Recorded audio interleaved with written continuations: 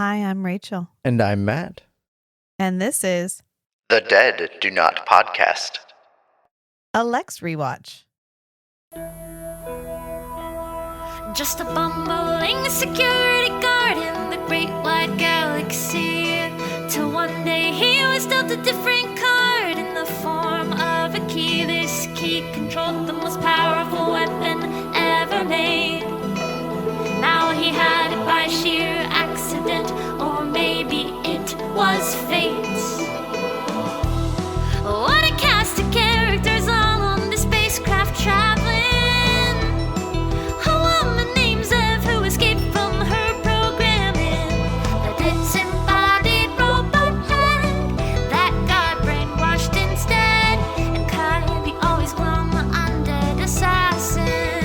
In this space adventure you never know what comes next. So come join the crew for tales of sci-fi, laughter, and sex on the Dead Do Not Podcast. Watching Lexx.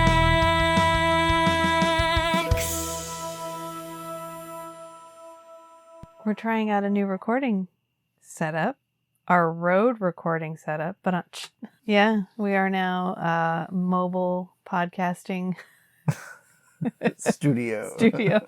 and we can't hear ourselves. And let me tell you, it's real weird.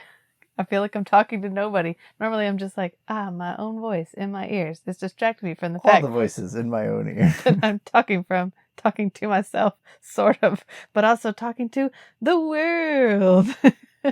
In fact, we got a suggestion on the website today. Yeah. Like somebody filled in the form. Now, people fill in the form often, but it's usually like, I'm an indie author and here's my book, which I do get your emails. I do appreciate your emails. I haven't responded to emails in like months because I've just been swamped.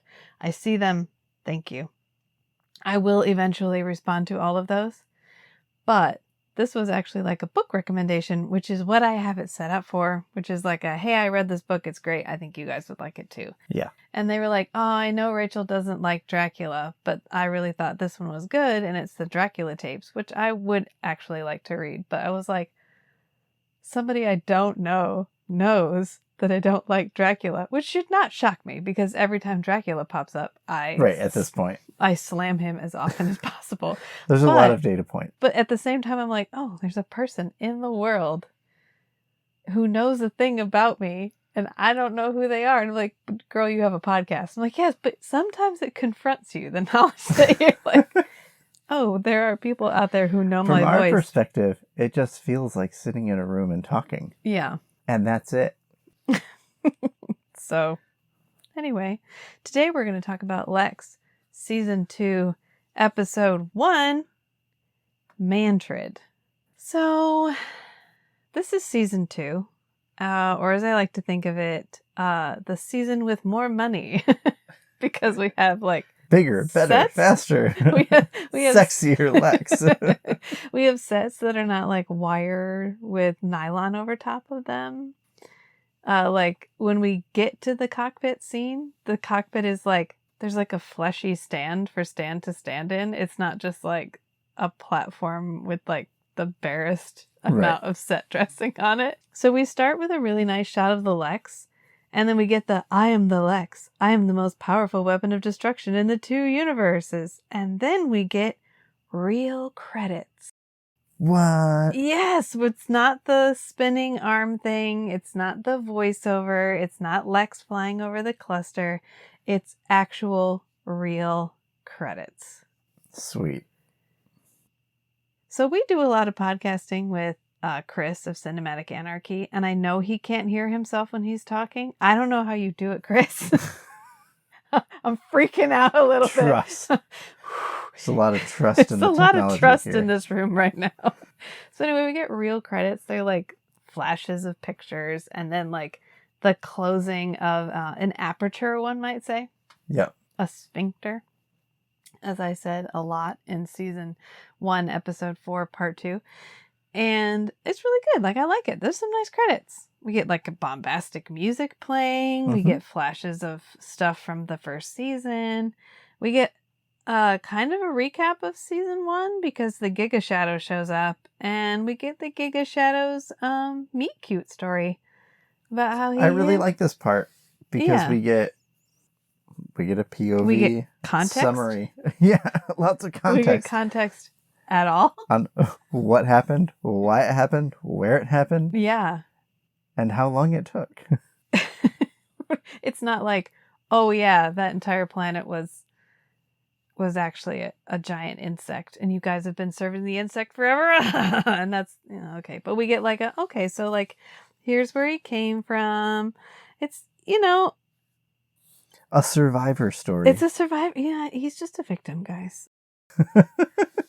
So he hid in this small planetoid and waited until there was a mining expedition. And I just want to point out, when and if we ever do get to space, probably the thing we should never do is mine planets. Yeah, we did a little bit of internet research, and I couldn't find any like real positive stories about No. even like sci-fi stories Yeah. about like positive mining. Yeah. I'm pretty sure there's an episode of Doctor Who where he goes to a planet that they're mining and they've found literal Satan in the planet. Yes. Yeah. No good ever comes from mining a planet. Ever, ever, ever. Isn't that how we find the aliens in Aliens? So in the first one, it's a mining ship, but they go to a planet not to mine it, but because there's something there.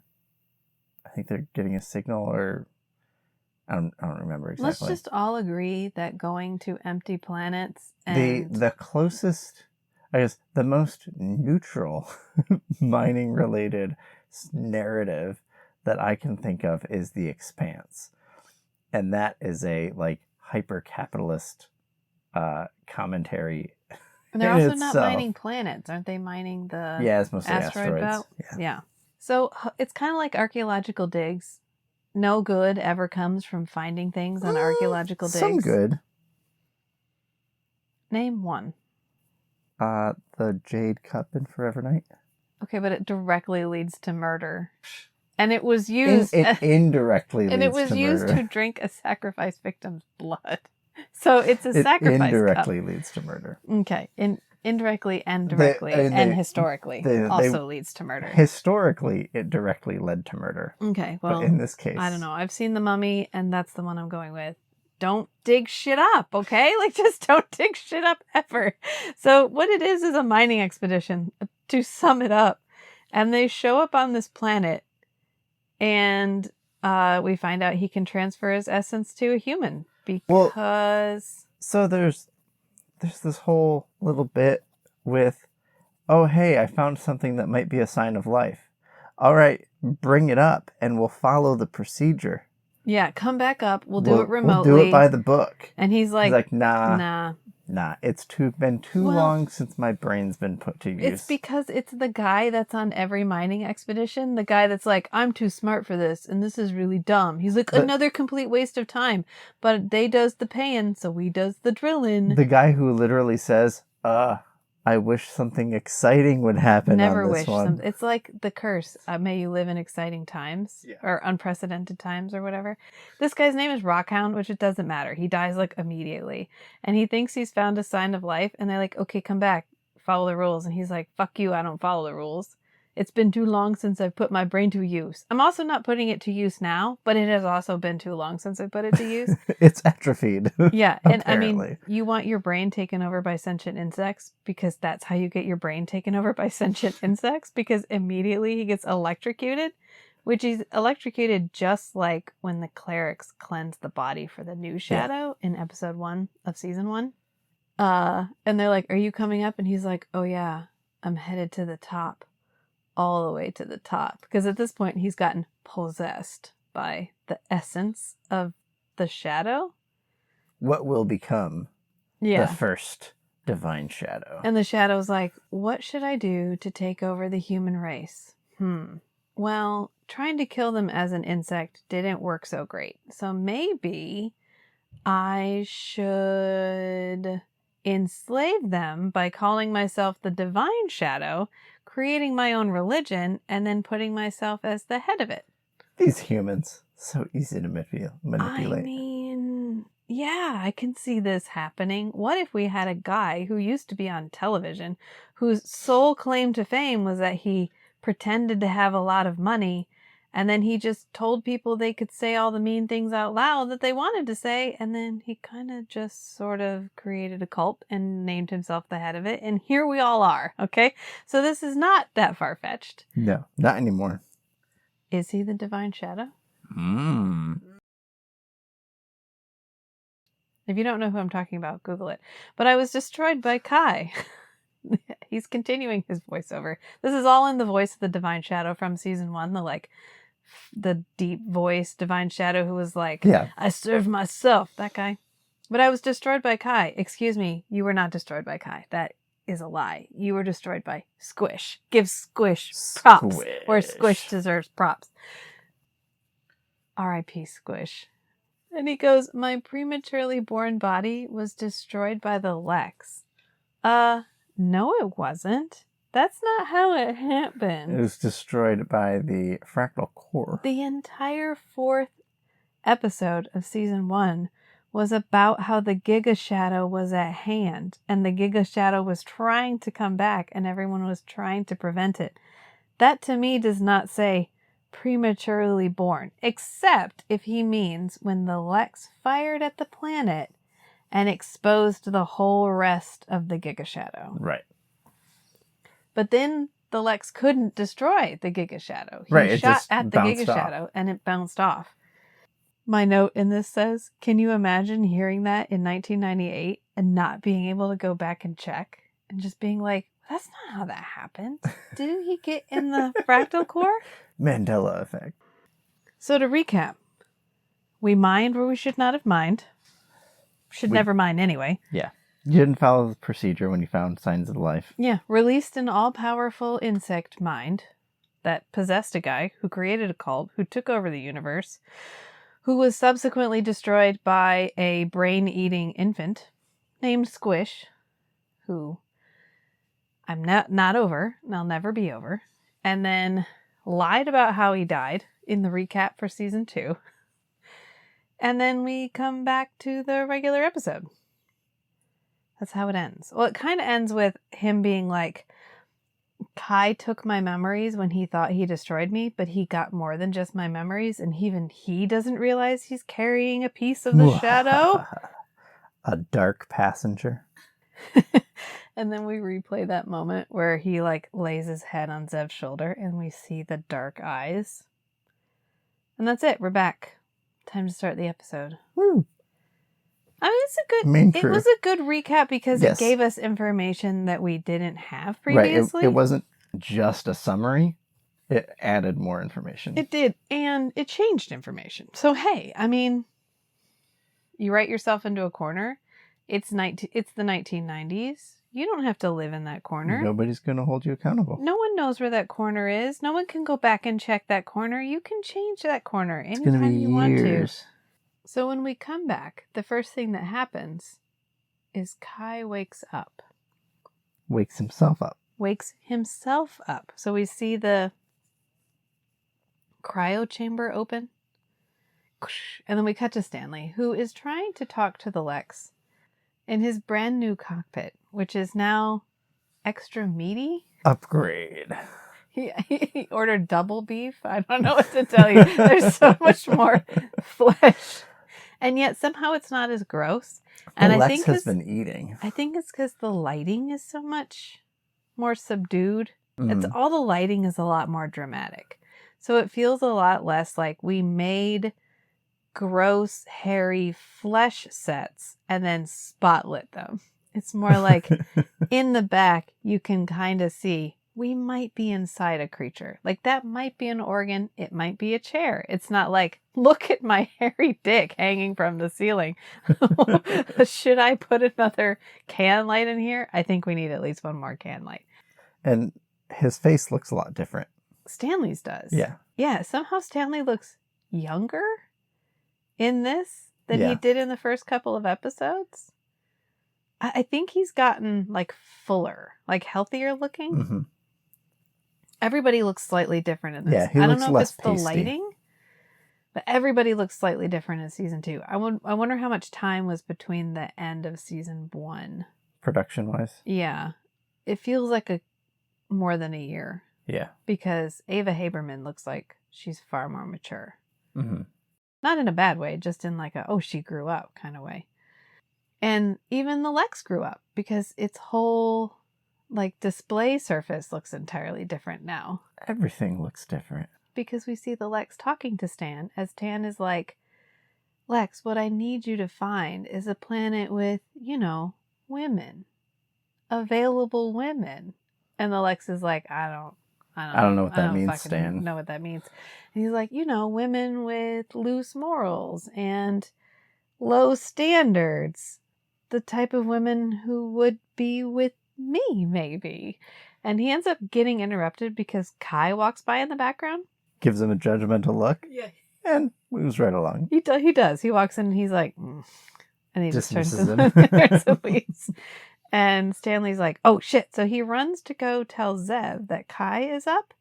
And Zev has a bedroom. Zev not only has a Barbarella style, like aperture bedroom thing with like curtains and it's a look, but she has also gone for a 70s blowout as opposed to the like cutesy curl bob that she had before. And Stan walks in and grabs her leg to wake her up, and 790 is like, disgust! He's touching my beautiful Zev. And Zev's like, the fuck you want, Stanley? The vibes have not changed. No, the vibes have not changed at all. 790 still hates Stanley. It's still the same show. It's just got set upgrades. And I almost said Ava Haberman, because why would I ever remember their names? Zev is like, Kai, you've reanimated yourself. And Kai's like, yeah, and I'm feeling super motivated. And they're all like, oh my God. No, Stanley is immediately weird. Like, shits up. Vibes are off. Tits up. Something's going wrong. Everything's gone pear-shaped. Emergency. And Zev is like, oh, motivation. Does motivation mean I can have sex with him finally? Because that would be great. So she immediately switches off the part of her brain that goes, something bad is happening, in favor of he might be fuckable soon. And so she just is like totally unhelpful for the rest of the episode in terms of like, is Kai acting in character or not? Which theoretically Zev should be the one who is like, Kai, are you okay? Right, because she pays the most attention to him. She spends the most time with him. Right, but she doesn't have the same level of survival instinct that Stanley does. Nobody has the same level of survival instinct as Stanley. He has a very highly developed sense of survival. Yeah, there's quite a contrast between Kai, who has like no sense of self-preservation. Yeah. And Stanley, who has the largest sense of self-preservation. And then somewhere floating in the middle is Zev. And she sort of drifts one way or the other, just depending on the episode and what's happening and how horny she is. But he goes, yeah, I'm feeling motivated. And she goes, oh, that's a sign of life. Are you alive? And he's like, no, I am definitely still dead. But I am motivated to find more proto-blood. And Stanley's like, didn't we get enough proto-blood from the cluster for like ages? And he's like, nah, fuck that noise. I got days at best. And so Stanley's like, oh, okay, so a manufactured sense of urgency. Why are you up then? If you don't have that much proto-blood. And he's like, because I need to be awake to find more proto-blood. Duh. And Zev's like, duh, Stanley. God damn it. Pay attention. Pay attention. He's like, I think we need to go find one of the larvae that you knocked loose from the Giga Shadow when you, quote, destroyed it. And we can get proto-blood from that. And Stanley's like, okay, like I hear you, but we destroyed the fractal core. And they're like, no. Remember how we were trapped in the dark zone before? And then we found a way back. And then we came back to the dark zone and we got trapped here all over again. That's all lies. It's always been lies. It'll always be lies. We're never trapped. That feels like a narrative corner. And we're just going to write our way right out of that shit. We just make a plot device. Right, because Kai goes... takes us back. Kai goes, there's more ways through. The whole trap thing, that's just an exaggeration. And they all know the way. They all look over at 790, who I would like to remind everyone His entire job was pulling a lever. In the sex slave The transformer. sex slave transformer thing. The like bio sculptor. That's his whole function. He's like, don't look at me, dead man in black. I just want to bump circuits with Zev. And they're like, stop it. Zev hits him in the head and goes, 790, fucking quit it. He's Answer like, the question. He's like, fine, I'll tell you how to get back. All we have to do is find, like, what does he say? The fractal core is the intersection of the closest intersection of the three dimensions points in of space. both universes. And all we have to do is find one that's, kind of like that. And then I can get us through them again. Theoretically. I mean, there if we could if there were one, I don't know, around here somewhere within driving distance, it would be perfectly fine. It's no problem. And so Kai turns around. I wonder if, like the last time where they were literally like, oh, we need to go back to the fractal core. Oh, there it is. And here, oh, we need something like the fractal core cutscene. Oh, there it is. I wonder if there was supposed to be a commercial break there. So it gave the viewer a sense of time passing. That is a really good point, because they just ignore travel times in this show completely. They're like, yeah, I don't know how long we've been in the dark zone traveling away from the fractal core. Right. And now we're like, we need to find another thing that's kind of like the fractal core. And they're like, oh yeah, I think there's one like right yonder, like right there. we just passed one 5 minutes ago. Yeah, I think I saw one in the rearview mirror like 2 seconds ago. Because Kai turns around and his eyes go black, which I love how they did not give him sclera context. They just like like which I wonder colored on the film if he with was Sharpie. supposed to, like, did they plan to do that from the beginning and Michael McManus just didn't want to wear the sclera lenses? Or was it like they were editing it and like, he really needs black eyes? Or like, damn, we forgot to give him the sclera lenses. Well, it could be like, so in The Lost Boys, there's a scene where Kiefer Sutherland like gets his hand burned and then it like zooms in on his face. Yeah. And a single tear rolls down his cheek and he goes, tonight. And it's about like, we're going to go get revenge on these people that snuck into our lair and killed some of my best friends. And so the tear fits, but that's from the contact. That's not Kiefer Sutherland crying. It's literally the contacts were so fucking uncomfortable. They made his eyes water. Right, but this is decades later. Right, but I don't know that we had, like, in 1998, I don't know that we had comfortable sclera contacts. Or sclera contacts for one episode and one episode only may have been, like, out of reach. Yeah. I don't know. Because, well, sometimes... because we gave Rockhound sclera contacts. Yeah. They may have thought this was going to look way better than it did. And on a CRT TV, you might not have noticed that's a good that point. these were drifting a little bit around. This may have been a, like, cost effectiveness versus, like, audience perception. Yeah. Well, luckily, there's, like, a neutron star, like, at the next gas station, so it's fine. So they just go to this neutron star. It's close enough. Yeah. And then we just have to adjust the mass of the neutron star with Lexx's weapon. Sure. Yeah. Let's go for it. In my notes, I wrote, we just have to science. And Stanley's like, no, I don't want to do it. Oh, I think 790 says that the odds of us failing are like 17 and 20. And Stanley's like, well, then I'm not going to do it 20 times out of 20. And so Zev is like, don't you want to save Kai? And so Stan goes, I mean, yeah, but he's like 2,000 fucking years old. It's not like he hasn't had a good long life. Like, he's had a great run, okay? I think we can call it quits. And Zev immediately turns around and is like, oh, fuck you. And he's tempted. Because she graphically describes what she would do to him. She's like, I would press my warm, moist body against you. I would heat you up until you were burning. I'll ride you like a big boy, is what she says. He's like, I mean, I am a big boy. He has the largest sense of self-preservation.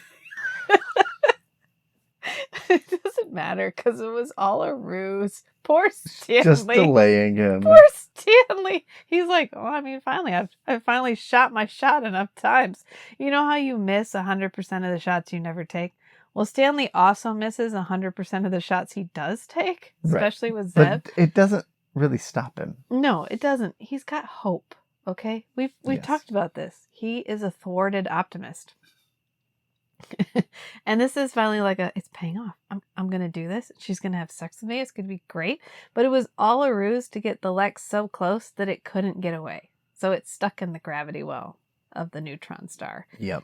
And Zev, I wrote this. I wrote in my notes. Zev is giving me Bella vibes because she's completely willing to burn herself and everyone else around her to save Kai. Right. Who just to remind including the audience, this like is dead. miracle of a ship. Yeah, and Stanley. Fuck Stanley. Fuck 790. Fuck herself personally. Yeah. We got to try to save Kai. So they get through. They materialize. They like dematerialize and rematerialize. Why it does that? Because the the ship twisty thing looked dumb. The like Right, but they and the ship would transition at the same time. Yeah, at they the could have same just time. cut to the outside and done the part thing where Lexx just discorporates and then and reincorporates skipped over the other side. And skipped having them the like pixelization of the people. like reappear. I don't know. Choices were made. The first thing Stanley says when he comes back is, "This had better be the best sex in the whole universe." And Zev is like, "Nope, I'm under no obligation. You did it by accident, not by choice." And 790's like, "I second that emotion." You deliberately tried to back out of the deal. Like, wow. First of all, offering your body in exchange for a service. Gray area. Right. Second of all, the fuck? The fuck? You're gonna... I can't. It's... Stanley. I like Stanley. I like the Stanley character a lot. I didn't think I was going to. Because the episodes that I remember watching, I remember thinking he was kind of whiny and I didn't like him as a character. Right. And I'm finding that I like him best of all the characters. And I don't know if that's me maturing. And I'm like, he's got a point, y'all. He's got a point. Kai's had a good run. There's no reason to go save him. Just because he's hot. It's fine. We'll find a planet with hot guys on him. I'll get you 100. You'll forget all about him. It's going to be fine. So almost 40-year-old Rachel identifies far more with Stan than I did in probably the early 2000s when this was airing on Sci-Fi. But the question that Stanley asks, which is a legitimate question and which Zev did not ask, and of course Stanley is the one to ask it because Stanley is the one who's the most with it, is Kai. You've been willing to die for us multiple times. You've been actually dismembered for us at least 3 times. So why are you suddenly so willing to risk all of us just for yourself? That seems really, really, really out of character. And Kai goes, "Something must have come over me." And then he like turns to the camera and his eyes go black like... Just to make sure the audience is still aware. Just so you caught that pun. Something must have come over me. Just so everybody knows, they don't all die in this episode. They kind of should all die in this episode. There's definitely it's a moments, close thing. but they don't all die. So my real question here at this point is, why does Zev look so much older? Like, I spent the entire episode going older than 1 year older between end of season 1 and beginning of season 2. So much so that I noted it in my notes, which is why I brought it up. Multiple times. It kind of feels intentional. That's why I brought it up, because it kind of feels unintentional because it makes her seem more like a mature seductress and less like an innocent who's attracting people and doesn't know why. She's finally like realizing the effect she has. Well, like, and using it deliberately. Yeah, and we know, like, in the episode with Pattern when she's talking to Bog and she's like, "My body has been made into the perfect female form." Like, you get the sense that she's intellectually aware of that, and that she's aware that that has an effect on people, but doesn't quite understand it. It feels like this version of Zev would know how to use that. She wouldn't have to say that out loud. Right. She would just be able to do what she did to Stanley, which was distract him when he was literally so close to a neutron star. He was going to get sucked in, but he was like, I mean, tell me more about how you're going to ride me like a big boy. Right. Yeah. And it fits with the narrative in season 1 where she didn't have that body. Yeah. It was still new to her. Yeah, it feels like more lived in, I guess. It feels Yeah. like she's more comfortable with who she is in that body now. But who's she been practicing on? I mean, they've been in there for a while. They could have gone somewhere. Like, they could have landed on some planets. I mean, when we get to the next episode, she seems far more comfortable about the idea of casual sex. Mm-hmm. So I have the sense that time has passed and she has gotten more comfortable with being in that body and using that body, which makes more sense. And it makes her a better character Mm-hmm. because playing her as like the innocent honeypot who had absolutely no idea that she knew she was attractive but didn't know why Mm-hmm. would only work For so long. Yeah.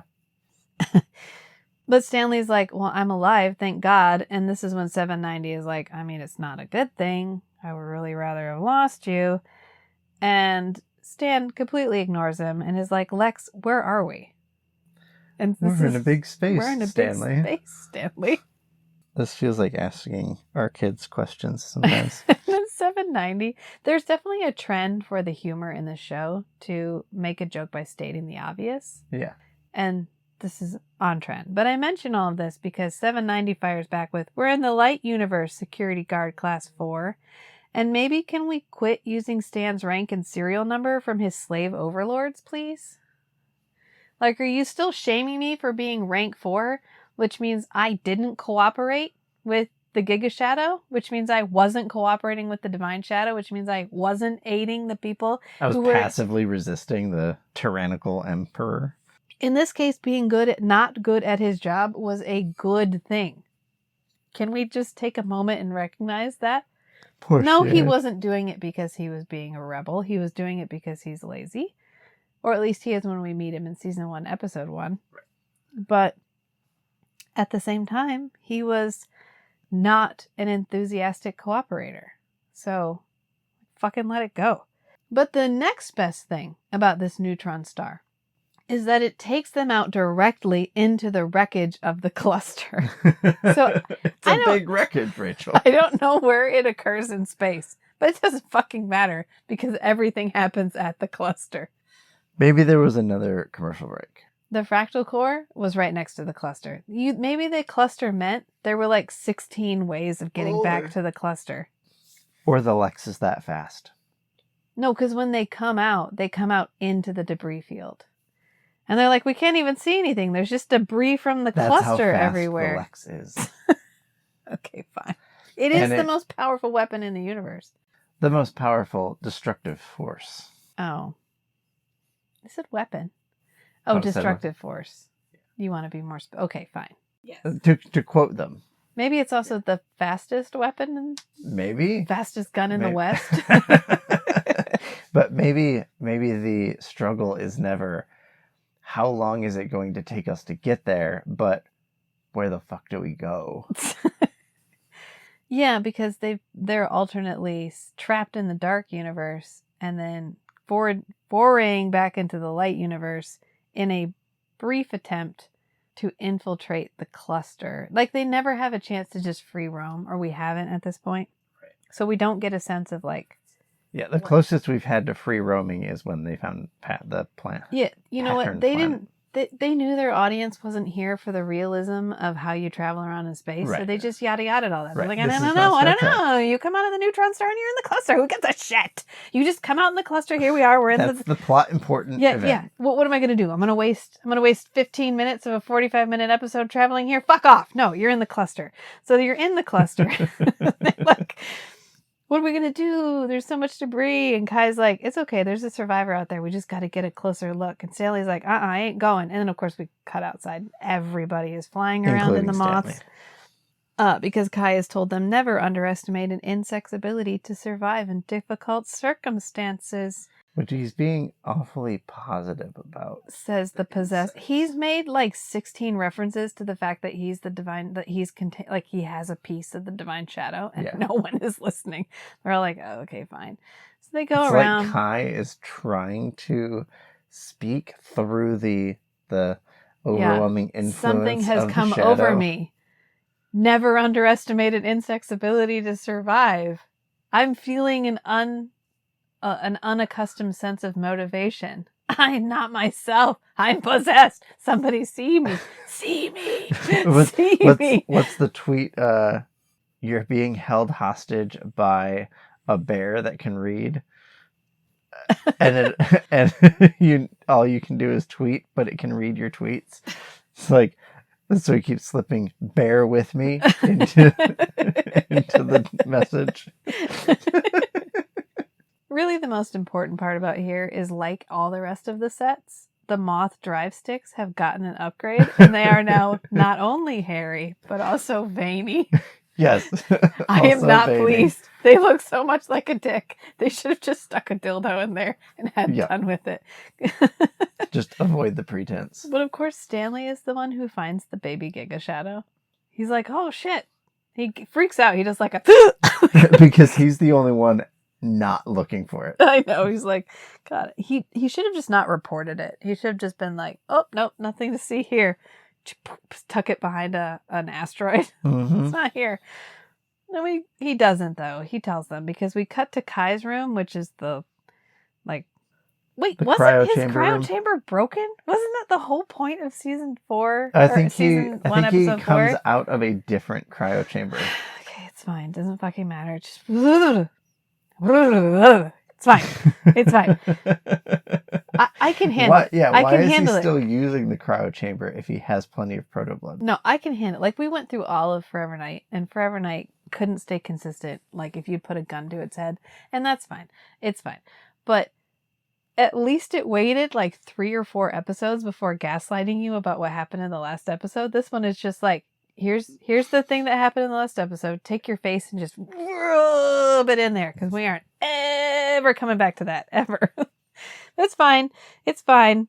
It's fine. Kai is lovingly petting this insect larva, and Stanley is literally the only voice of reason on this ship, because he's like, the idea of bringing an insect dedicated to the death of all humanity on this ship makes me ill, and I have the right to say that, because if you want to get technical, I'm the only 100% human person on this ship. And Kai is like, okay, isn't it beautiful, Stanley? Although if you are what you eat, the Lexx is also human. And trash. Human flesh and trash. And trash. He's like, isn't it beautiful, Stanley? I kind of think it's hot. Stanley's like, it destroyed your entire race.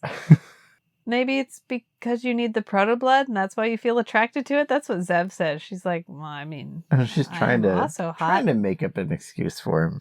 Yeah. And Kai's like, well, I don't usually respond to need, which is another reap, reap, bear with me moment. Like, I'm not usually like this, guys. And then Stanley goes, oh, I only respond directly to need, which is correct. And I need you to fucking kill this thing.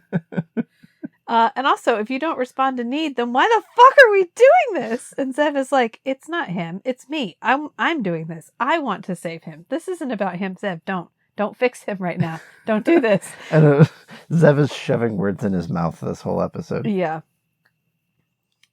And so Kai is like, I mean, it could be dead anyway. Like, this could all be for nothing. Or it could just be waiting for insect essence. And so Zev is like, I know how to find out. And so she turns on a laser torch. Really? Cut it open. And Kai's like, whoa. First of all, I wanted to heavy pet it a little bit more. And also, if you cut it up and kill it, it's definitely not going to make proto blood. Like, come on, Zev, think it through. And Stanley is like, Zev immediately is like, okay. And she turns off her laser torch like, darn, I don't get to cut up the insect today. And Stanley is like... He takes advantage of Zev's sense of Kai preservation. Stanley's the only one who's figured out that this is all weird. Zev is the one who actually saw Kai pick up the Shadow's brain, squish it in his actual hands, glow for a minute. With the memories. And we all know, like, it is common knowledge that the Shadow can take over people's brains. Right. They even interacted with the one guy that got, like, yoinked away into the Yeah. mist. She has every reason to go, hang on a minute. She has all the pieces of information she needs to put this together. It's fine. It's okay. You know what? They needed this plot line to happen because we needed the big bad for the season. Right. And they were just like, I'm going to take this. I do like the way it all works out. I'm going to take this plot cart. I'm going to put it on these plot rails. And I'm just going to push it. And watch it roll. And watch it roll. And no matter what obstacles come into its path, I'm just going to let it roll all the way to where I want it to go. And I'll just clear those obstacles off. Oh, plot from previous episode? Don't worry, honey. I'll just get that right out of the way. Just let me sweep it under this rug. That's a completely out of character response to what's happening. No, don't worry, honey. Let me just break that out. No, it's fine. It's all good. It's all good. You know what? It's fine. It does work out. It is okay. This is kind of a reset for the world. We had season 1. It was great. It established the characters. It established the plot line and established a lot of what we know about the universe. And then season 2 is like, okay, but like if we weren't constrained by literally everything we constrained ourselves with in season 1, what could we do? Stanley is like, Zev, are you not worried? Do you not think he's being weird right now? And Zev's like, no, I think he's acting more alive. And maybe he's just more of an asshole when he's alive. And Stanley's like, okay, but like I think something has gotten into him. Literally. And 790's like, I hate to say it, but also yes, I'm pretty sure there's something going on here. When 790 and Stanley agree, she should listen. Yes, because that should be a really powerful signal for her. Only the absolute truth would get 790 to agree with Stanley, especially when 790 believes this is going to harm Zev. Right. And Stan's like, I'm worried. 790's worried. You should be worried too. And she looks away. Like some part of her actually probably realizes that this is all weird. But she's so happy that Kai is awake and doing things. Right. The potential for Kai to become alive or to be around more is so high, so significant to her that it overwhelms any other concerns. Right. And then we cut to Kai, who is electrocuting himself with the larva. Also, maybe the larva is electrocuting him. Something is happening with electricity between him and the larva. And then he's like grunting. A participatory electrocution. Yeah, and then there's some grunting happening. Like, and then I think he's trying to like pass on essence to it. Yeah, I think he's trying to wake it up. But he doesn't have... He needs it to wake up. Yeah, and I don't think he can wake it up right now. Right. And he ends up passing out on top of it, like, he passes out. And that's when Stan and Zev show up, and they're like, Kai, we're concerned about you. And he just... 2 seconds too late. He picks his head up into the frame, like, he's out of the frame because his head is down, and he lifts his head up, and you can see his face directly in frame, and he goes, Mantrid! And they're like, what? And he's like, if anyone can get the proto-blood from it, Mantrid can. And they're like, okay, who? And he goes, the Divine Order's greatest biovizier. No man ever had a more insatiable hunger for knowledge, but he was such a dangerous human being that he was imprisoned by the Divine Order. So we should totally go see him? And he knows this because he has the brain memories. And I want to point out that this is another moment where the plot cart on the plot rails was more important than all of the stuff that happened in season. It feels so heavy-handed. I'm pretty sure there was an entire montage about how all the humans in the universe got cleansed. On the 20,000 planets. So maybe this wasn't one of the 20,000 planets. Maybe this was not one of the 20,000 planets.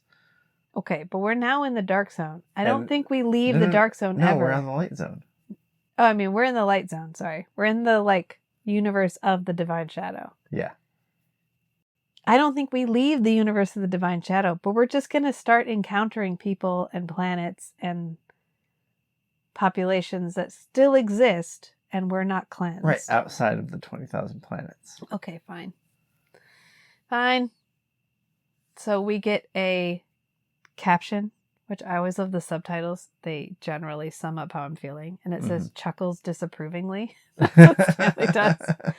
And I mean, they go anyway, obviously, because Zev was probably like, if Kai dies, I'm leaving. And I'll never, ever fuck you. If I stay, there's a 1% chance I will eventually cave in desperation. Stanley was like, I'm taking those odds. And they head to Mantrid's place. And then we cut to Mantrid because we got to get an introduction to Mantrid. We can't just cold run right in there, meet Mantrid. That would be weird. So we hop into some roleplay. Yeah, this is a scene that's happening right now because we don't know who these two characters are right now. But as time goes on, we realize that these two dudes have been here together for a long time. And at Shit's least fucked up. At least on it's not Igor.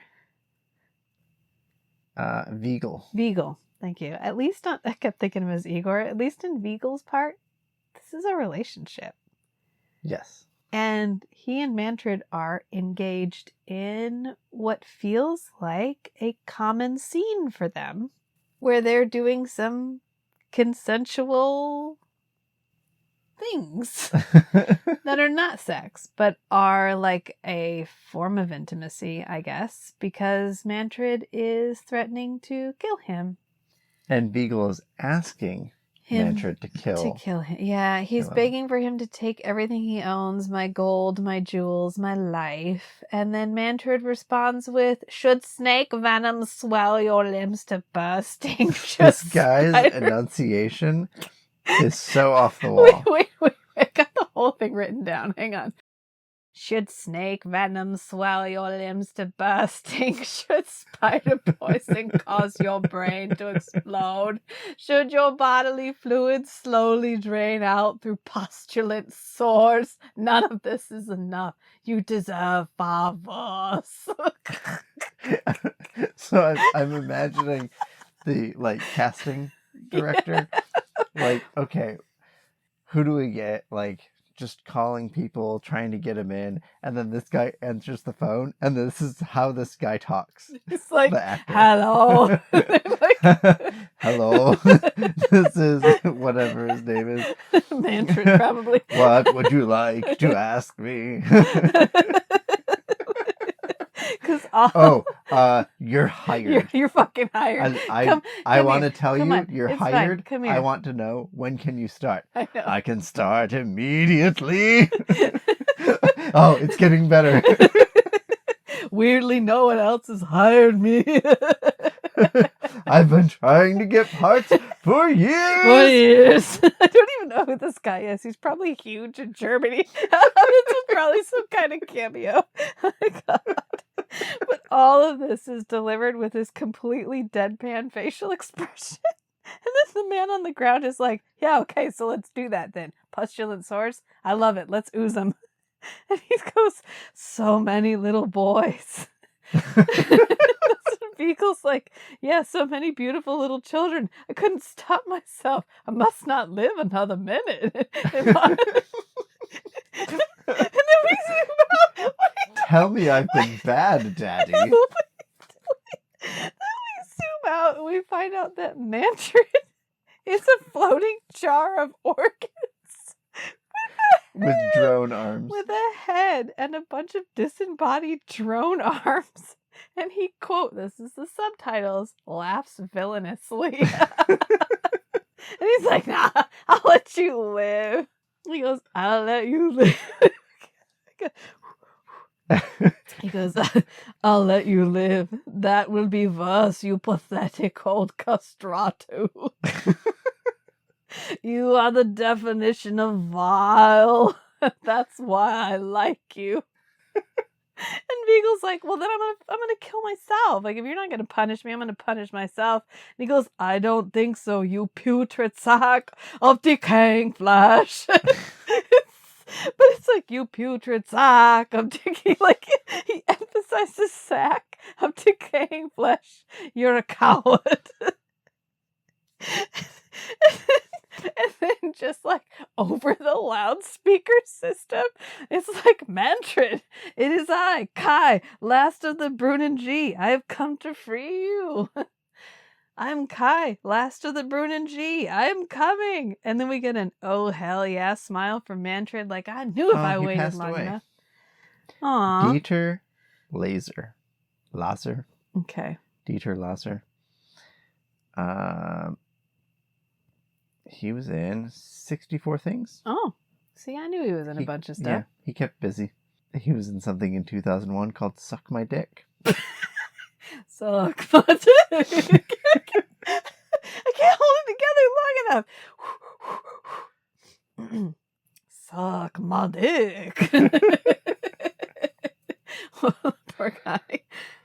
Seeing if there's anything else he's been in that I would recognize. Well, they go to his house. Like, they go to his beehive on the mountain slope. I don't know how else to describe this. And they come in and they go up to Mantrid, which I don't know how they talk to Mantrid. Like, how do you not stare at the organs floating in the jar? But it's fine.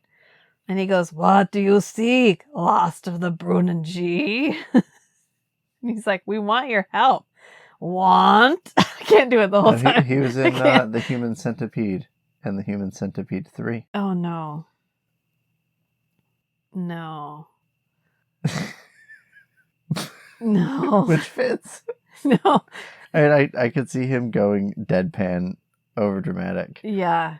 I wonder if he was... I've never seen Human Centipede. I have never had a desire to, and I likely never will. But I know what it's about, so... Otherwise, it's pretty much all German stuff. He goes, "We want your help." Want? I sound like Gollum. I sound like, is it Brother Theodore? Brother Theodore, the Gollum guy from the... Oh, he's in something called The Ogre with The John Hobbit. Malkovich. Oh my god, yes. What does it have in its pockets? He's like, And want? we won't get into No, Nocturna, please. Nocturna. What a strange word for a dead man to say. I can't keep it up. I'm sorry. I'll have to come back to it later. But Guy tells him, "We want your help." And he's like, "Want? What a strange word for a dead man to say," which means that literally everyone gets it but Zev. Everyone's like, "Wow, that dude is acting real fucking weird." And he doesn't even know Kai. Right, he just knows about undead assassins. Yeah, and then Mantrid's like, "Yeah, okay, well, like, I'm no help to anyone, so I don't know why you're here." And Kai goes, "You seem pretty good at helping yourself." And he goes, "So good, so accurate. How can I help you?" Flattery will get you everywhere. Oh, yay. And Kai goes, "Well, we have the Lexx." And Mantrid has a spontaneous happiness orgasm. That's the only way I can describe it. He's like, So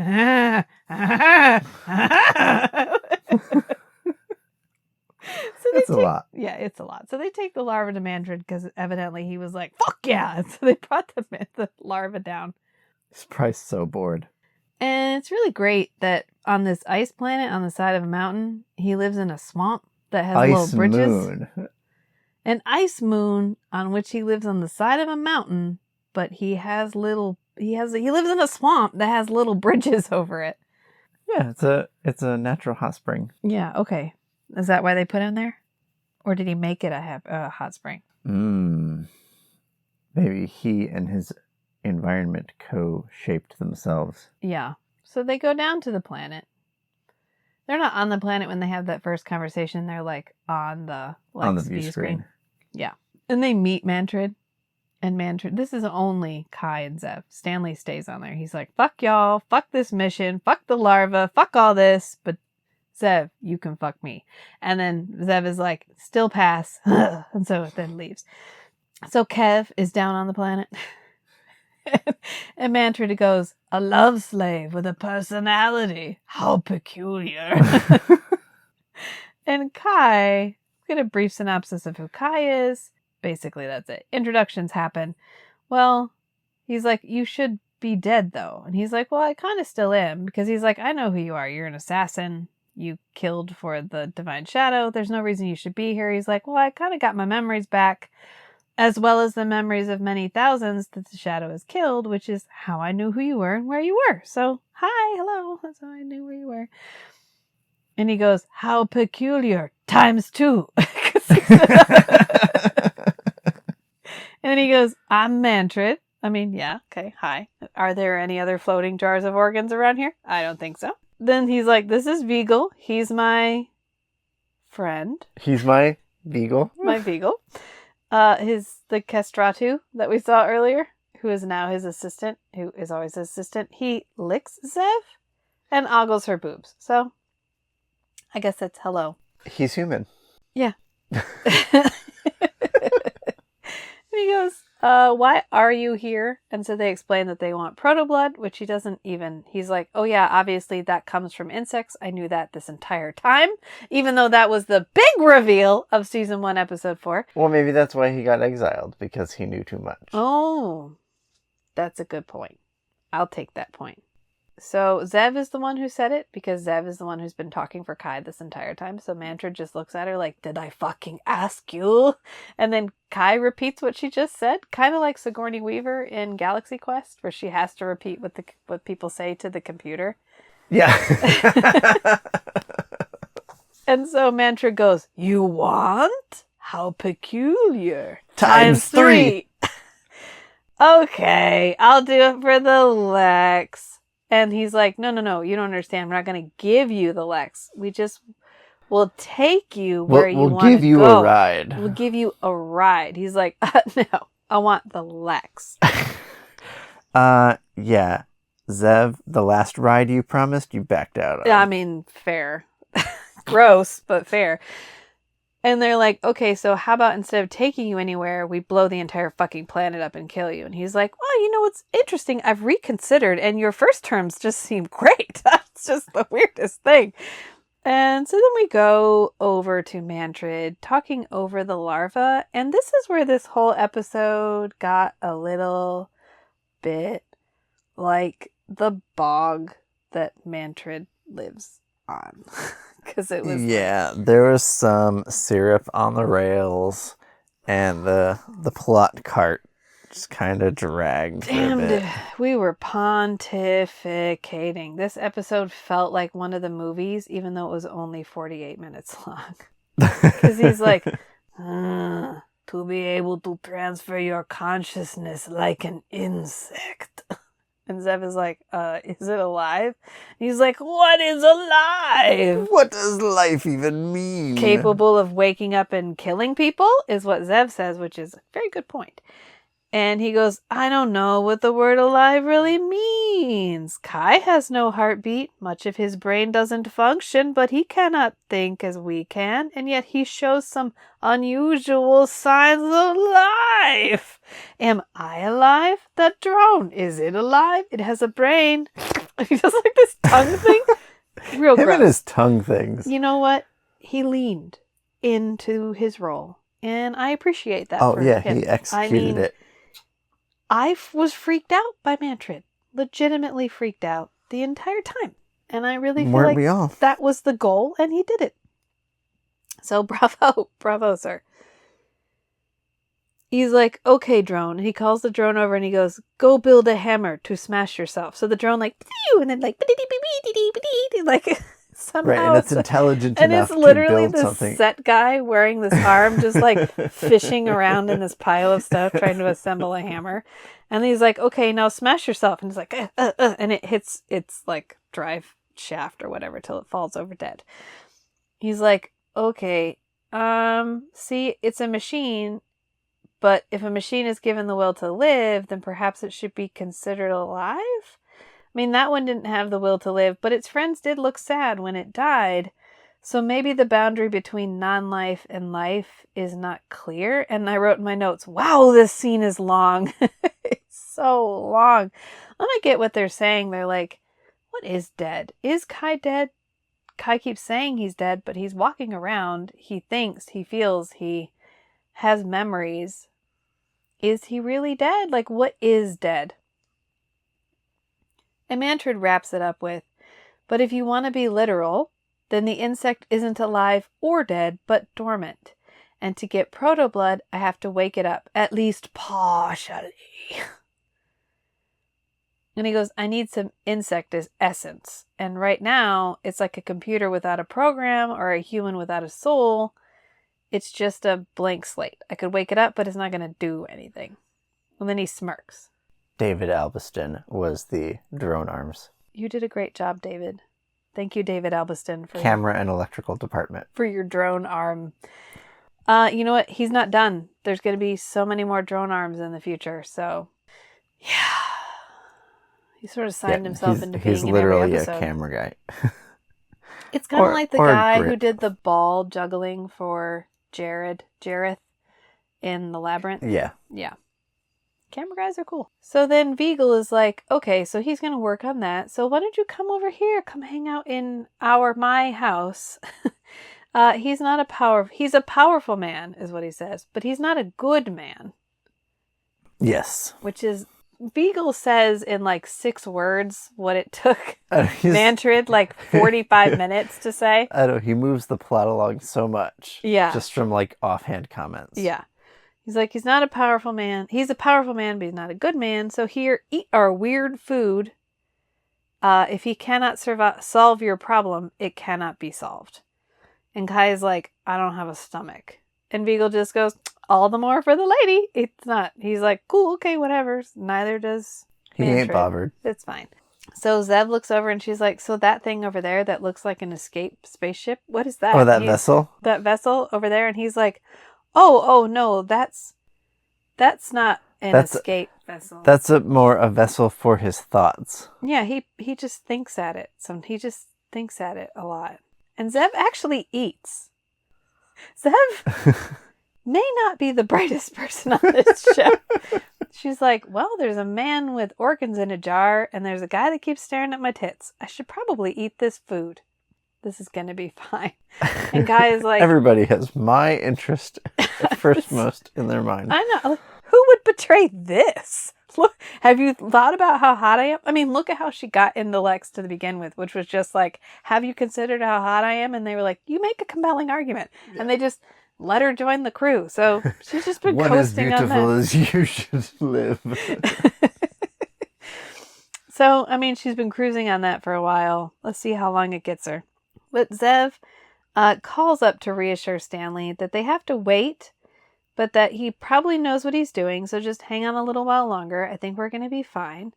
And then we cut back to Mantrid, who is chunking off parts of the insect to find what we now learn is the transduction organ necessary to transfer consciousness from one body to the next. So how was the divine shadow able to go from human to human if humans don't have a transduction organ? They figured out how to do it. What did Mantrid study to find out about the transduction organ? Because the last survivor of the insect war was buried in a planet and was like the size of the planet. Oh, he read the plot note. Oh, he read the script? Yeah. Okay, that makes sense. I'll take that point. He breaks the fourth wall. I'll take that point. Mantrid plays this hard enough that, yes, he breaks the fourth wall. He really wants this organ, which he just learned existed. We just learned existed. Everyone just learned existed. It's kind of like the midi-chlorians. Just roll with it. Yeah. So they have to wake it up. But it should be cool because it doesn't have no essence. And there's no essence anywhere around. All the essence is gone. There's absolutely no way. There's no way this insect body could ever get even just a tiny little smidge of insect essence. This can't backfire. It can't backfire. This is fucking foolproof. Should be fine. And Stanley is, he's not okay with what's happening. We knew that. 790 insults him. Status quo on the Lexx, basically.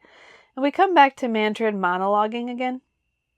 You sly dog. You caught me monologuing every again. time we get a scene with Mantrid, he's monologuing. Yeah, he's just talking all the time, and they just cut in and out, and they just clip in whatever monologues work. Yep.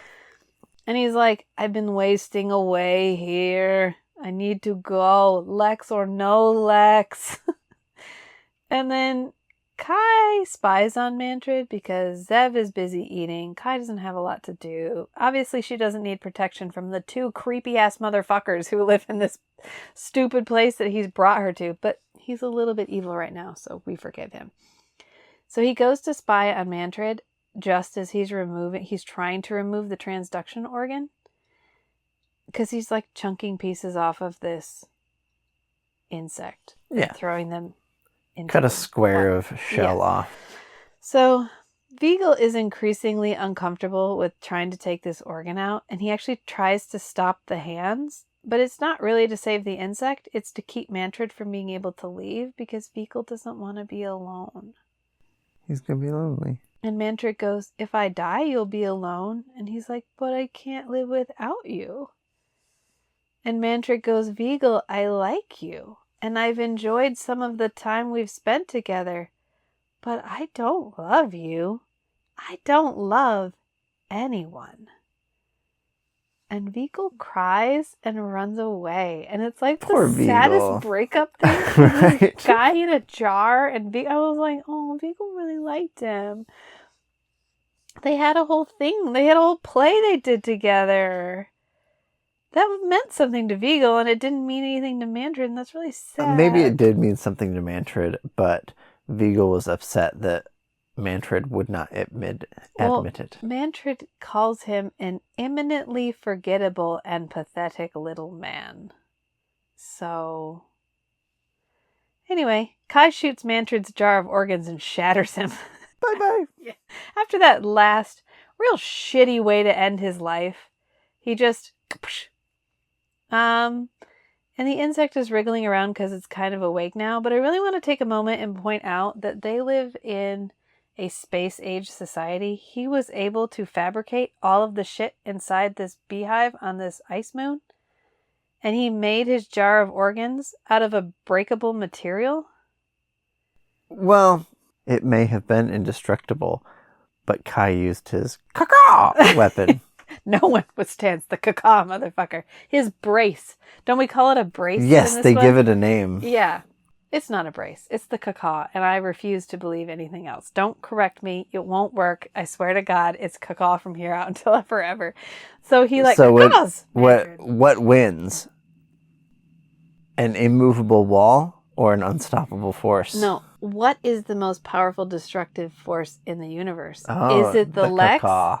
Or is it... Only time will tell. So Kai puts his head against the organ, the transduction organ, and the essence finally leaves Kai and goes into the insect. Big shock. I mean, I gotta say, this was the twist I did not see coming. That was sarcasm. And of course, as Mantrid lies dying on the floor with his ruff around his neck, all that scheming, all that effort, and he's destroyed because he chose a brittle containment material. And then Vigil runs over and picks up Mantrid's head and some of his bits and is runs off with them. Skitters off.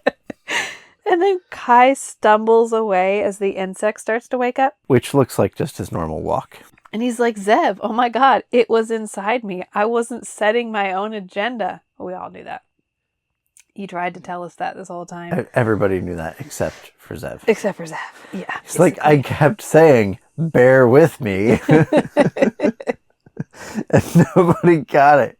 Yeah, and Vigil, running to the container for, quote, Mantrid's thoughts, tells the hand drones to get the transduction organ from the insect and bring it to him as he's climbing into the vise that Mantrid built. And then he puts Mantrid down on the table, and the really only point that I want to make here is that it squishes when he puts Mantrid on the table. And the attention to detail that the Foley artists had in Lexx as a whole is really admirable. Kudos. Yeah. We could have not added a sound effect here. It could have been a thump. It could have been a thwack. It could have been a muffled woof. But instead in it's Lexx, it's always a squish. It's always a squish. And this is when we call the caca the brace. But if Lexx gets to ignore large sections of its own plot line, I get to ignore the fact that that has a name. Mantrid is like, oh my God, Kai fucking killed me. I should have known. He was acting very peculiar for an assassin. Peculiar times 3. I mean, he did say it. And Beagle's like, I'll do the transfer. It's fine. I'm going to fix you. I'm going to make you better. And he's, I'm going to make you better. And Mantrid's like, no, you won't. You're an idiot, Beagle. Beagle's like, no, I've been paying He attention. literally goes, I'm dying and you're sure. too dumb. Yeah. And Beagle's like, I mean, what am I going to do? Kill you? I can shoot my shot. Jesus Christ. Can you like stop insulting me for 5 seconds? Meanwhile, outside, the insect is fighting the drones, but they do manage to take the organ, the midi-chlorian Through organ, teamwork. and take it to Beagle. And Kai is like, planet to Stanley, I may have fucked up. Can you go ahead and destroy the entire planet right now with us on it? It will mean the death of the rest of humanity, which, I mean, the rest. He does say the rest. So, okay. It'll mean the death of the rest of humanity if you don't destroy this planet right now. Yeah. Just destroy the planet, Stanley. Don't fucking think about it. And then the insect comes for them, but then hesitates. And we go back to, this is when we get our flip. Because, of course, now the actual action is happening in the last, 4 minutes and 30 seconds of the episode. And Beagle is teching the tech with the organ tech, so that's great. That's going great. And the insect is chasing Zev because Kai is cold and dead and it didn't want him. So she runs off. The insect chases her. And luckily, all of this is happening. Lexx is not destroying the planet because Stanley has flown down to fucking save the day again. I think Stanley might be my favorite character in this show. I honestly thought it was going to be Kai. We'll see if it changes, but right now it's Stan, because he T-bones the insect with a moth and, like, yeets it into the water because he ignored them and came and saved them. Right. Which, considering his overall survival instinct, was pretty big of him. Now someone else is acting uncharacteristically. Yeah, but in like a good way. In Right. like a, I'm going to help you save you, not in a, let's all go into imminent Let's put danger. everyone else at risk. Yeah. Although he's putting the rest of humanity at risk. Yes. Yeah. Like all of humanity. Yeah. So Beagle is still trying to transfer Mantrid. And Kai and Zev and Stan all reconnect. And Kai is like, so Cliff Notes version, I kinda, sorta rebirthed the Divine Shadow. And it's in that insect. Oopsie. Oops. I mean, we all have bad days, right? I mean, I wasn't myself at the time. We all make mistakes. And Stanley's like, I don't fucking care. Just get in the goddamn moth. So they hop in the moth. They hustle back to the Lexx.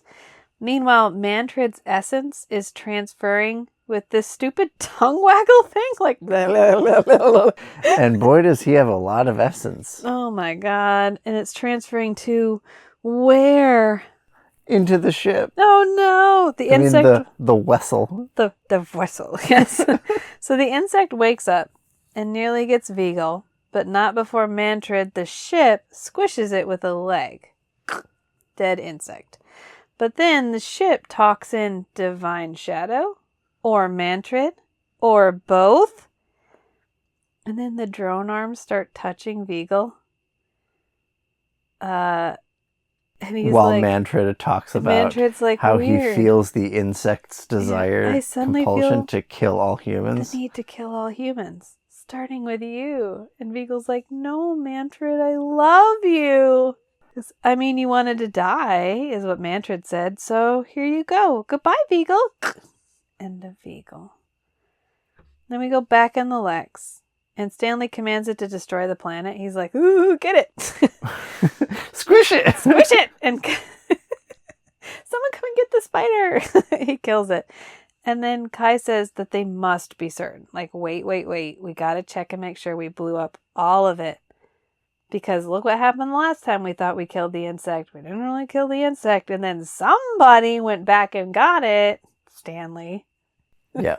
So they find the dead insect.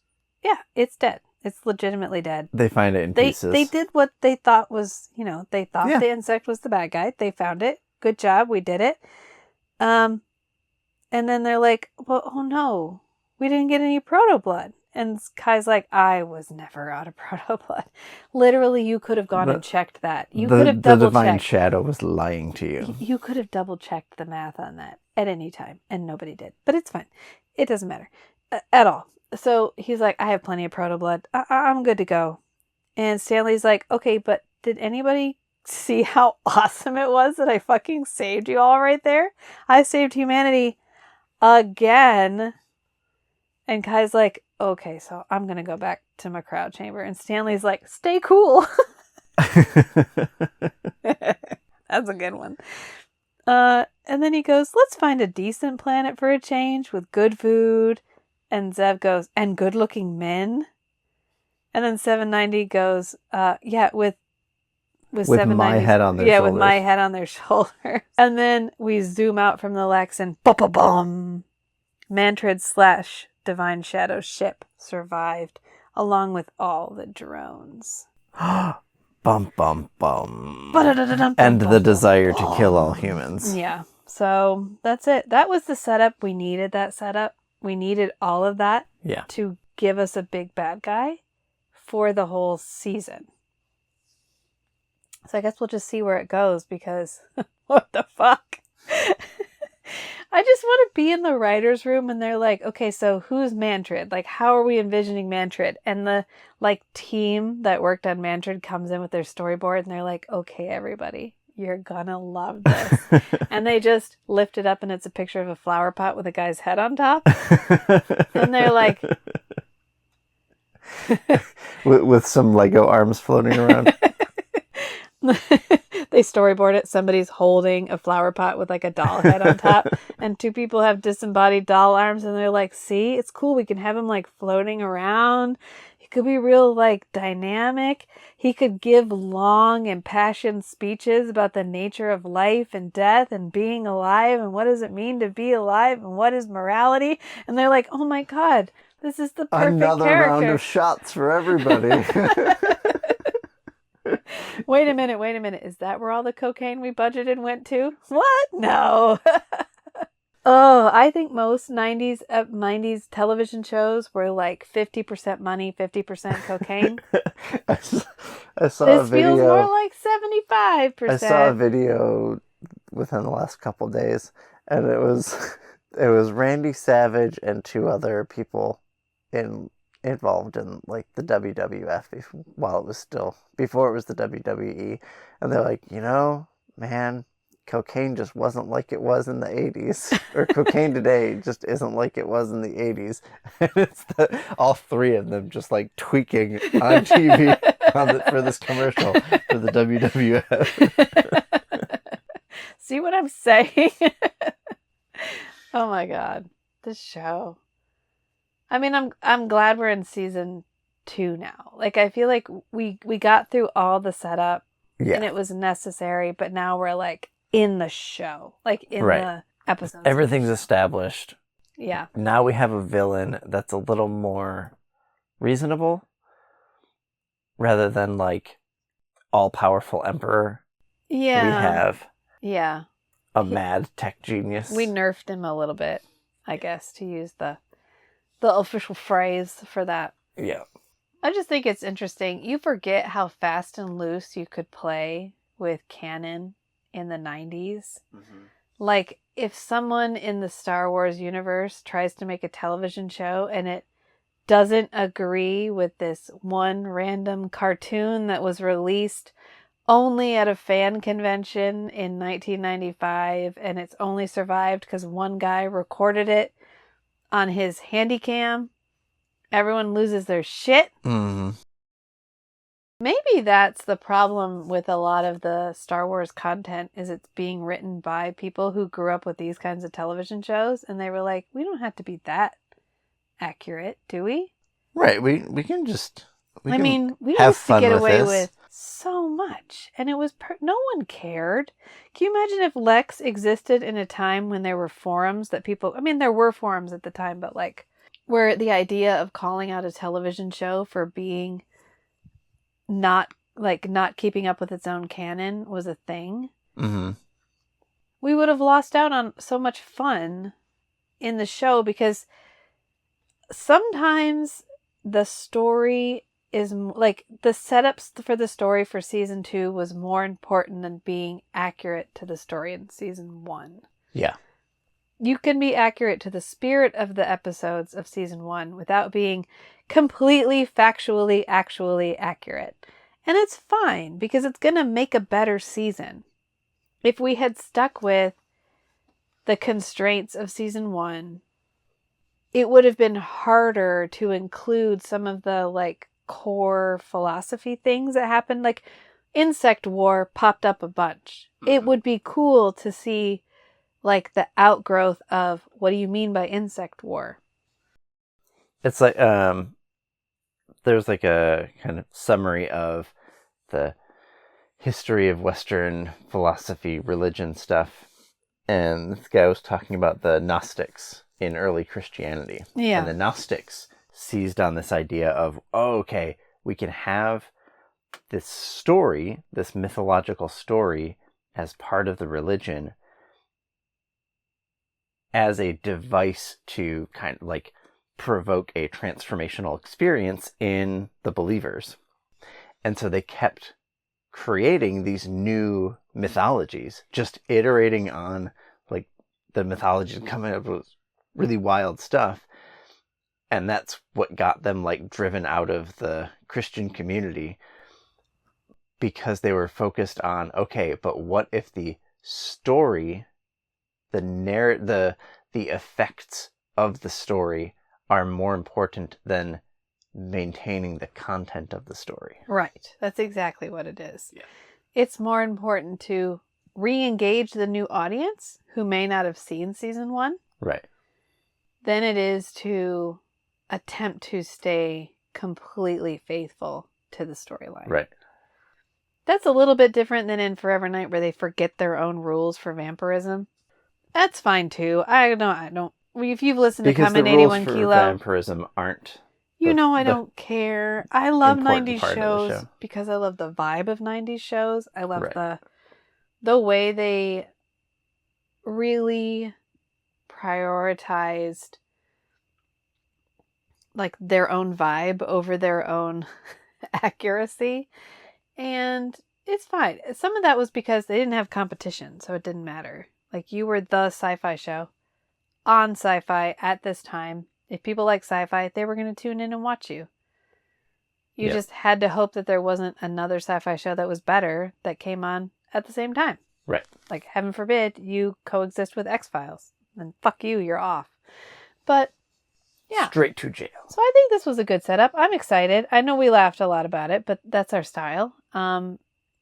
If you don't believe me, listen to all of Coming in 81 Kilo, which is one of my favorite shows in the universe ever. I have a tattoo of Forever Night on my leg. But I shit on that show for 70 some episodes. So, it's our love language. Yep. It's our love language. May his shadow fall upon you. Bye. Bye.